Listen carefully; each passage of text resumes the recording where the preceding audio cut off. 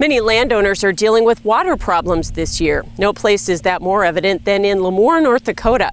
A flooded Twin Lakes is dramatically affecting 10 families. Some are hoping for a permanent solution, but it could be expensive and would have environmental impacts. Kevin Wallevand has more. There is no outlet. A four-wheeler is needed to get in. I would say if you go back to the mid-'80s, 30, 35 years, it was 4 or 5 feet deep. And now? And now it's at 42, 43 feet. Mike Wendell says his family's home place is a victim of a lake with no outlet.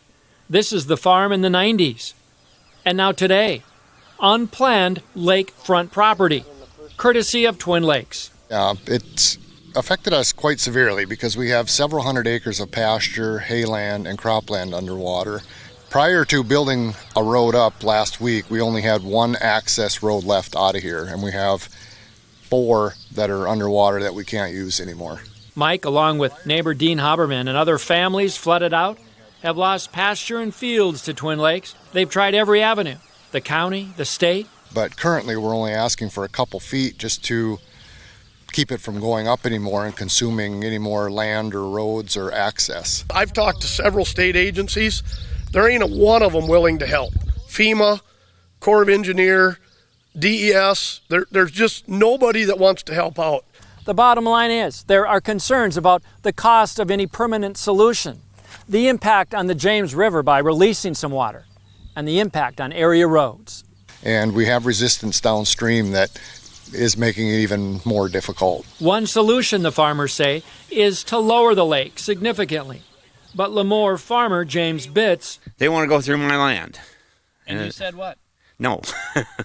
Says he doesn't want that water running through his property and fields, which are just outside the city of Lamoure. Dean Haberman has used cornstalk bales, even junk cars, to dike against the high water. We've got a dike 730 feet long, 7 feet high. We've been building it up since 2012. And if that dike breaks, our barns and our house are 2 feet underwater. Roads have been lost in the township. In fact, this road once separated the 2 lakes, now one.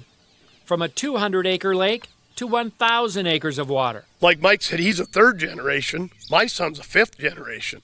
He lives on the farm, and, we're just fighting to keep the farm. It's water that nobody wants and will likely pit farmers, neighbors, against each other in court.